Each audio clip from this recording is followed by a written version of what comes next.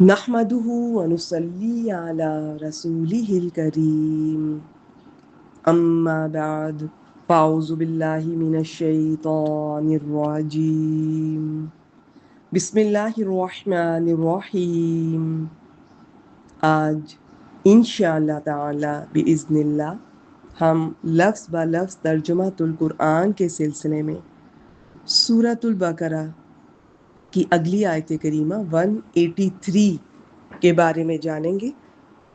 بسم اللہ الرحمن الرحیم یا ایہا الذین آمنوا، یا حرف ندا جس کی مدد سے کسی کو پکارا جاتا ہے۔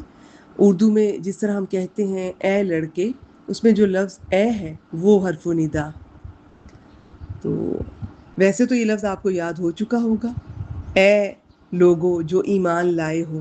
الذین، الذی کی جمع وہ لوگ جو آمنو، یہ حمزہ میم نون حروف مادہ ہیں، ایمان سے پہچانا جا رہا ہے، آخر میں واو الف ہے اور پہلا حرف اس کا حرکت والا ہے، تو یہ ٹپیکل شکل ہے فعل ماضی کی۔ لیکن میں آپ لوگوں سے آمنو کی ایک نشانی شیئر کرتی ہوں اکثر، کہ اگر میم پر زبر ہو آمنو جیسا کہ اس آیت مبارکہ میں ہے تو اس کا مطلب ہوگا وہ ایمان لائے، فعل ماضی۔ اور اگر میم کے نیچے زیر ہو آمینو تو یہ فعل امر ہوگا جس میں کسی کام کے کرنے کا حکم دیا جاتا ہے کہ تم سب ایمان لاؤ۔ تو یہ چھوٹا سا پوائنٹ ہے، آپ کے لیے بہت یوزفل ہوگا انشاءاللہ تعالی۔ یا ایہا الذین آمنوا، اے لوگو جو ایمان لائے ہو۔ کتب علیکم، کتبہ ایک ہوتا ہے کاتبہ، اس نے لکھا، ایک ہے کتبہ لکھ دیا گیا۔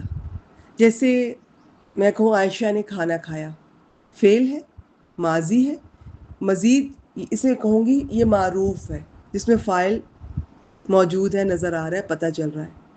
اگر میں کہوں کھانا کھایا گیا، یہ بھی فعل ہے، یہ بھی ماضی ہے، لیکن یہ معروف نہیں ہے، فاعل نہیں ہے، اس میں فاعل کا ذکر نہیں ہے، تو یہ مجہول ہو جائے گا۔ تو کتبہ فعل ماضی مجہول، یہ لکھ دیا گیا۔ علیکم، علا اور کم کا کمبینیشن ہے، علا حرف ہے، پر یا اوپر کے ساتھ ترجمہ کرتے ہیں، کم جمع مذکر حاضر کی ضمیر ہے، الگ سے آئے تو انتم، جڑ کر آئے تو کم، تم یا تمہارا کے ساتھ ترجمہ کرتے ہیں۔ کتب علیکم، تم پر، تم سب پر لکھ دیا گیا یا فرض کر دیا گیا کیا؟ الصیام، ال لگا ہوا اسم ہے۔ اچھا یہ تھوڑا سا نوٹ کیجئے گا، بعض کہتے ہیں کہ صومن ہوتا ہے نا روزہ، یہ اس کی جمع ہے، تو بعض ترجمہ کرتے ہیں تم پر روزے فرض کر دیے گئے ہیں، لیکن یہ چیز نوٹ کیجئے گا، ذہن میں رکھیے گا کہ اس کے بارے میں ایک اور رائے یہ ہے کہ یہ صوم کی جمع نہیں ہے، اس کا مطلب بھی روزے نہیں، روزہ رکھنا ہے۔ بس میں آج کے لیے اتنا ہی بتا دوں گی، اگر آپ کو یاد رہے، نہیں تو دونوں طرح سے علماء نے ترجمہ کیا ہے، تو دونوں طرح سے آپ ٹھیک ہے، جو آپ کو سمجھ آئے، آسان لگے فی الحال۔ تو ادروائز میں نے دونوں رائے اور ان کی تفصیلات آپ کے سامنے رکھتی ہیں۔ اے لوگو جو ایمان لائے ہو، تم پر روزہ رکھنا لکھ دیا گیا ہے یا فرض کر دیا گیا ہے، کما جیسا کہ، کتبہ لکھا گیا، علی الذین ان لوگوں پر جو من قبلکم جو تم سے پہلے تھے۔ اب دیکھیں یہ کتنے الفاظ ہیں جو اگر آپ پیچھے سے ریگولرلی یہ سنتے آ رہے ہیں تو یاد رکھتے ہیں، تو یہ آرام سے اب کتنی ان کے آنے والی آیات میں بہت سے الفاظ آپ کے سامنے ایسے آئیں گے جو ریپیٹ ہو رہے ہیں۔ قبل، یہ اردو میں آپ اس لفظ سے واقف ہیں، جو تم سے پہلے تھے۔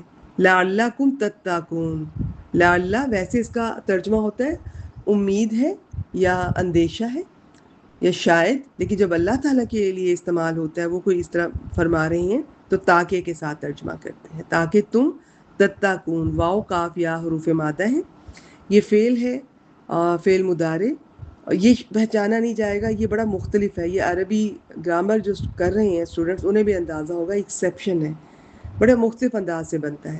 تم ڈرتے ہو یا تم بچتے ہو، تو لیکن لعل کی وجہ سے ہم ترجمہ کریں گے تاکہ تم بچ جاؤ۔ اور تقویٰ، اس میں اللہ کا ڈر بھی شامل ہوتا ہے، اللہ کی محبت بھی ہے، اور اس میں بچنا بھی ہوتا ہے، گناہوں سے بچنا، ہر اس کام سے بچنا جو اللہ کی ناراضگی کا سبب بن سکتا ہے، جو آخرت میں برے انجام کا سبب بن سکتا ہے۔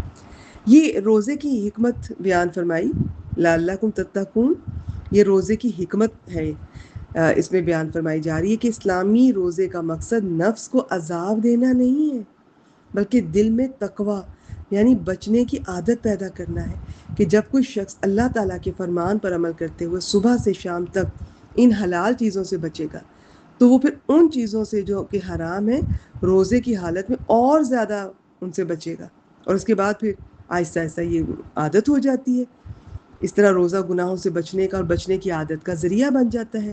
رسول اللہ صلی اللہ علیہ وآلہ وسلم نے فرمایا، روزہ گناہوں اور آگ سے ڈھال ہے، صحیح بخاری 1894، اور فرمایا جو شخص جھوٹی بات اور اس پر عمل نہ چھوڑے، اللہ تعالیٰ کو کوئی ضرورت نہیں کہ وہ اپنا کھانا پینا چھوڑ دے، صحیح بخاری 1903۔ حضرت ابو ہریرہ اس کے راوی ہیں۔